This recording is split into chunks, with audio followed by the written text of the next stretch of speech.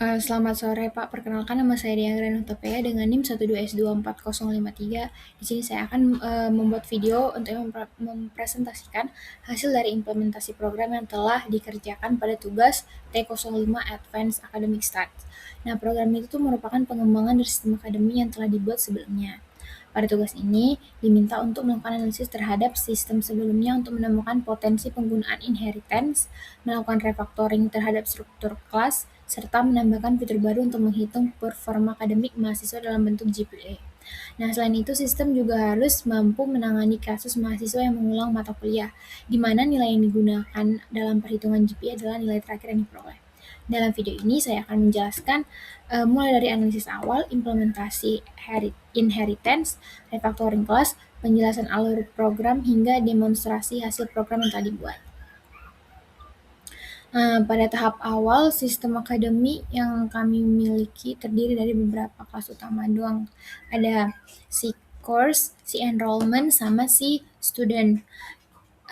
Jadi kelas yang di student itu digunakan untuk menyimpan informasi mahasiswa, kelas course itu digunakan untuk menyimpan informasi mata kuliah, dan yang enrollment itu digunakan untuk mencatat pengambilan mata kuliah oleh mahasiswa. Nah, setelah melakukan analisis terhadap struktur kelas yang ada, jadi aku nemuin bahwa terdapat atribut yang digunakan secara berulang pada beberapa kelas, khususnya pada kelas student dan lecturer. Terdapat atribut name dan prodi yang memiliki fungsi yang sama. Duplikasi atribut ini menunjukkan adanya potensi penggunaan inheritance. Berdasarkan analisis tersebut, kami menemukan bahwa membuat kelas baru bernama person. Kelas person ini berfungsi sebagai kelas induk yang menyimpan atribut umum seperti name dan prodi. Selanjutnya, kelas student dan lecturer dibuat sebagai subkelas dari person. Nah, dengan pendekatan ini, atribut yang sama tidak perlu lagi ditulis ulang pada masing-masing kelas. Jadi, pada kelas diagram yang ditampilkan dapat dilihat bahwa person berada pada posisi pertama sebagai kelas induk. Nah, kelas student dan lecturer berada di bawah person sebagai kelas turunan, sementara itu kelas course dan enrollment tetap berdiri sendiri karena tidak memiliki atribut umum yang cukup untuk diwariskan. Setelah menemukan potensi penggunaan inheritance, langkah berikutnya adalah melakukan refactoring terhadap kelas yang telah ada. Refactoring dilakukan dengan memindahkan atribut name dan prodi dari kelas student dan lecturer ke dalam kelas person.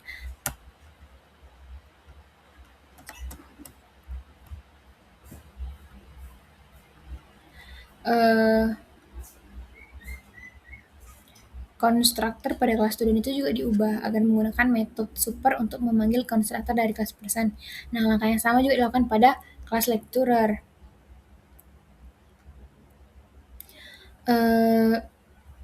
Konstruktor pada kelas student juga diubah agar dengan demikian tuh refactoring ini tuh struktur kodenya jadi lebih efisien dan lebih mudah dipelihara. Selain itu, refactoring ini juga membantu mengurangi duplikasi kode serta meningkatkan keterbacaan program. Pada sini ada di readme, kita bisa lihat. Pada tugas kedua kan diminta untuk mengembangkan sistem agar mampu menghitung GPA mahasiswa. Salah satu tantangan utama dalam perhitungan GPA ini adalah menangani kasus mahasiswa yang mengulang mata kuliah. Nah, dalam kasus tersebut, nilai yang digunakan adalah nilai terakhir yang diperoleh mahasiswa. Untuk menyelesaikan masalah ini, kita perlu menggunakan struktur data map. Map digunakan untuk menyimpan pasangan antara kode mata kuliah dan nilai terakhir yang diperoleh. Pada saat common student details dijalankan, sistem akan membaca seluruh data enrollment milik mahasiswa. Kemudian setiap mata kuliah yang ditemukan akan dimasukkan ke dalam map. Jika mata kuliah yang sama muncul kembali, maka nilai sebelumnya akan diganti dengan nilai terbaru. Dengan demikian, map selalu menyimpan nilai akhir dari setiap mata kuliah. Setelah nilai terakhir diperoleh, sistem akan menghitung GPA.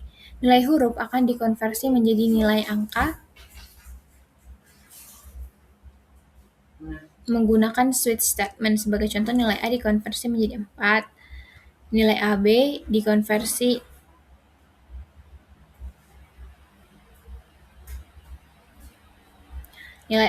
dikonversi menjadi 3,5, nilai B dikonversi jadi 3, nilai B C dikonversi jadi 2,5, nilai C dikonversi menjadi 2, nilai D dikonversi jadi 1, nilai E dikonversi jadi 0.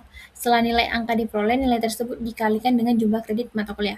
Hasil perkalian dijumlahkan untuk memperoleh total nilai. Jumlah kredit juga dijumlahkan. Kemudian GPA dihitung dengan membagi total nilai dengan total kredit. Pemilihan penggunaan inheritance dalam sistem itu didasarkan pada kebutuhan untuk mengurangi duplikasi kode. Dengan membuat kelas persen sebagai kelas induk, atribut yang sama seperti name dan prodi tidak perlu lagi ditulis ulang pada kelas student dan lecturer. Pendekatan itu dipilih karena sesuai dengan prinsip don't repeat yourself. Selain itu, penggunaan inheritance membuat struktur kelas menjadi lebih modular. Kelas persen itu mempresentasikan individu secara umum. Nah, kelas student itu mempresentasikan mahasiswa, kelas rector itu mempresentasikan dosen. Dengan struktur ini, sistem itu jadi lebih fleksibel untuk dikembangkan di masa depan. Sebagai contohnya, jika di masa depan ingin menambahkan kelas staff, maka kelas tersebut dapat langsung mewarisi kelas persen. Selanjutnya saya akan menjelaskan alur eksekusi program secara keseluruhan. Program dimulai dengan membaca input dari pengguna menggunakan scanner.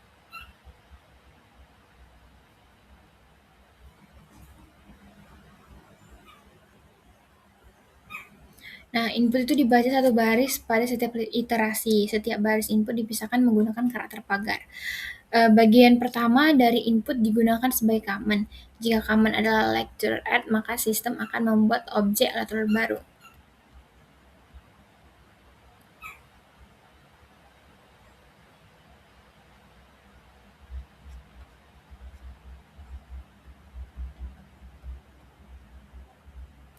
Nah, jika command-nya adalah course add, maka sistem itu akan membuat objek course baru. Jika command-nya adalah student add, maka sistem akan membuat objek student baru.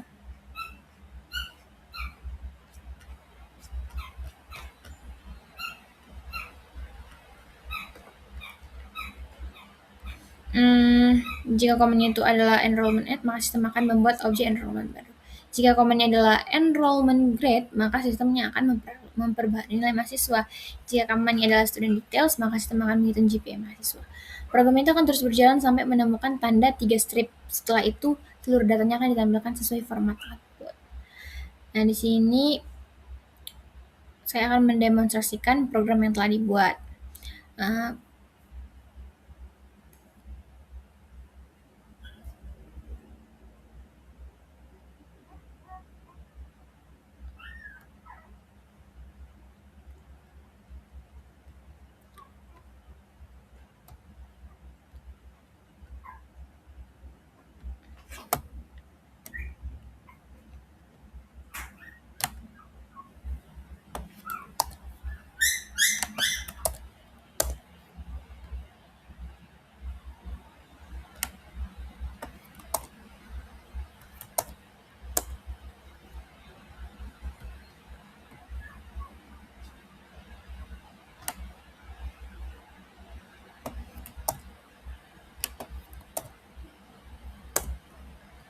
Nah, di sini kita bisa lihat bahwa hasil dari compile-nya itu sesudah di tes, hasil outputnya sesuai dengan yang ada di readme.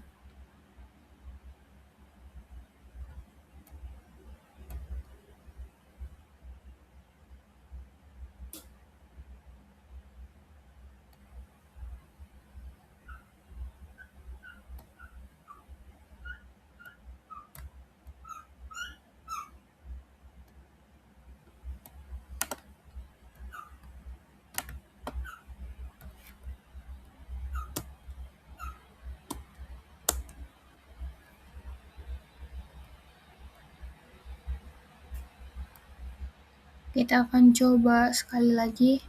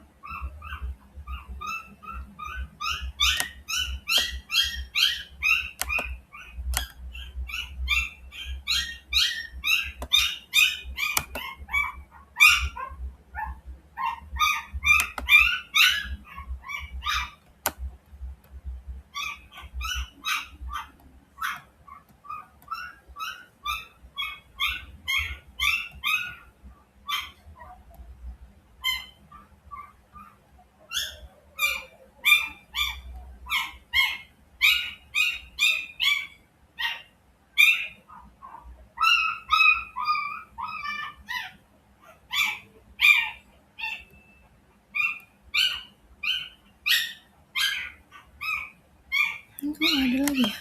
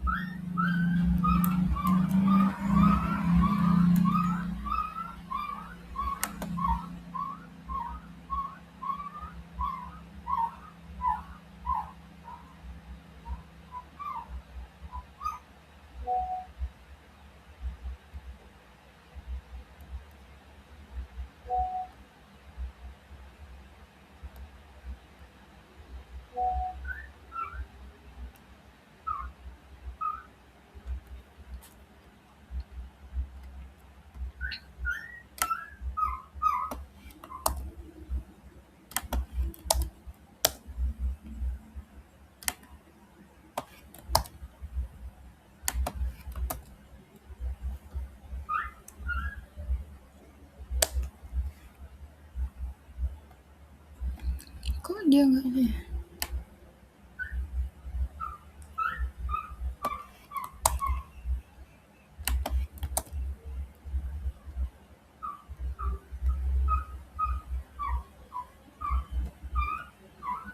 Nah, bisa dilihat di sini bahwa hasil dari compile sesuai dengan yang ada di README.